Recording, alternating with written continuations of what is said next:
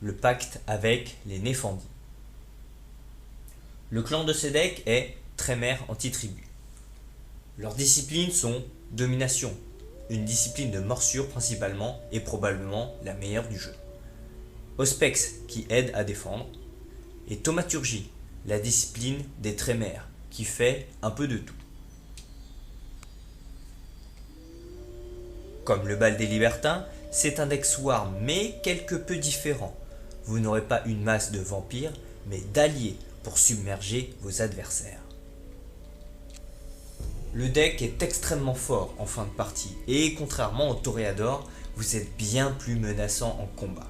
Attention quand même à quelques combats qui vous seront désagréables tels que les combats contre vos alter ego les Trémères, puisque vos Néfandus réduisent les dégâts et non les vols de vie. Un combat donc contre un vampire qui a Thaumaturgie en supérieur peut vous faire perdre un Néfandus en un round. Le deck a facilement accès à de la redirection de morsure puisqu'il joue Domination, que ce soit en inférieur ou en supérieur. Vous pourrez donc facilement vous défendre contre des decks trop agressifs. Vous avez aussi l'avantage et l'inconvénient de jouer beaucoup d'alliés. Les cartes donc qui ciblent uniquement les vampires tels que Champ Profond ou Harcèlement n'affectent pas vos Néfandus. En revanche, vous êtes sensible aux cartes telles que Envoûtement. Faites donc bien attention aux disciplines qu'il y a en face de vous. Et bien sûr, jouer de nombreux alliés vous donne facilement accès à l'événement Les Masques tombent, qui vous permettra une très bonne défense.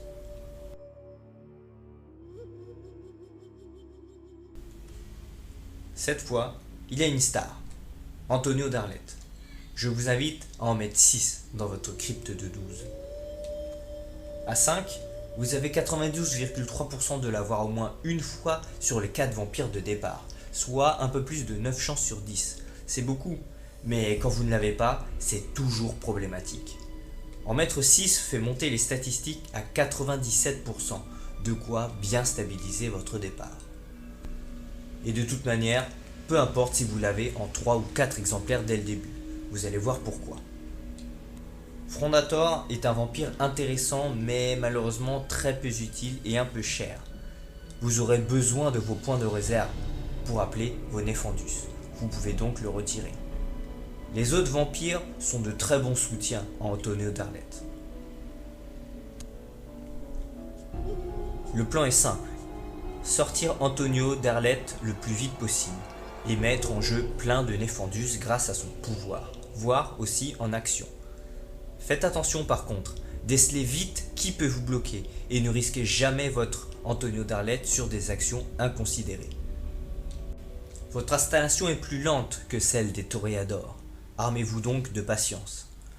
Traverser du miroir vous aidera à passer vos actions et surtout évitera les combats en cas de blocage, vos vampires étant bien moins puissants en combat que vos alliés. Il y aura pas mal de styles de combat adaptés avec vos Néfandus. Des aggravés avec des cocktails par exemple, des pièges pour continuer les combats faciles, et bien sûr cibler les points vitaux pour frapper fort à un moment T. Mais n'oubliez jamais, si un Néfandus rentre en combat avec un vampire et que personne ne joue de carte, vous lui infligerez un dégât puis une poursuite et au deuxième round encore un dégât et le vampire en face vous fera 0. C'est toujours un avantage. Je vous invite à ne jouer que les pièges et les cibler les points vitaux qui permettront aussi en plus de remettre des compteurs poursuite sur les pièges. Une fois bien installé, n'hésitez pas à jouer assaut frontal qui vous permettra d'envoyer en torpeur les vampires de votre proie avec des gains de réserve en prime. Je vous invite à retirer Vision de l'Aigle et Piratage informatique. Vision de l'Aigle n'est utile que avec des vampires qui ont Auspex en supérieur et surtout des vampires qui peuvent se défendre en combat. Quant à Piratage informatique, cela peut être utile d'avoir quand même des bonus de morsure, mais cela alourdira le deck pour un résultat un peu trop mineur.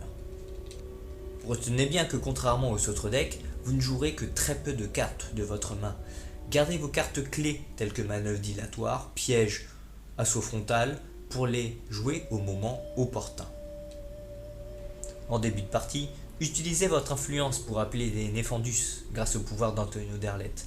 En fin de partie, influencez plutôt sur les vampires de soutien avec domination qui vous permettront de tuer grâce au conditionnement. Voici les cartes très utiles de ce deck à extraire. Carlton, un allié d'exception qui fera s'épuiser les decks avec de la discrétion.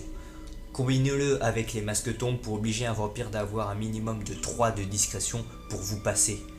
De plus, il a une capacité à rester en vie en combat grâce à son esquive intégrée. Rêve du Sphinx, juste une des meilleures cartes maîtres du jeu.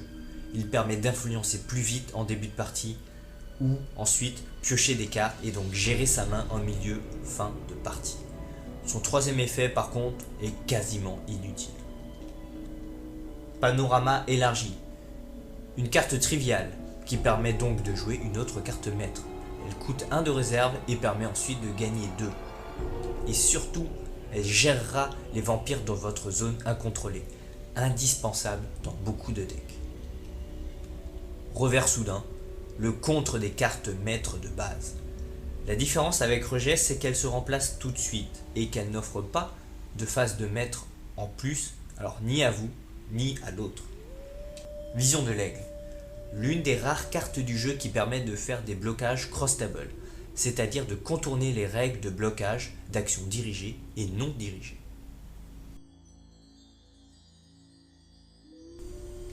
Les cartes à aller chercher dans les autres decks sont les suivantes. Autoroute de l'information, dans le Parlement des Ombres, qui permettra d'appeler vos Néfandus tout en influençant sur d'autres vampires de soutien. Assure tablette combinée avec liquidation, dans le bundle Anthologie 1. Cette combinaison de cartes maîtres permettra de récupérer facilement de la réserve, tout en remettant des Néfandus brûlés de votre bibliothèque pour pouvoir les rappeler ensuite plus tard. Avec tout cela, bon courage pour vous sortir de la table.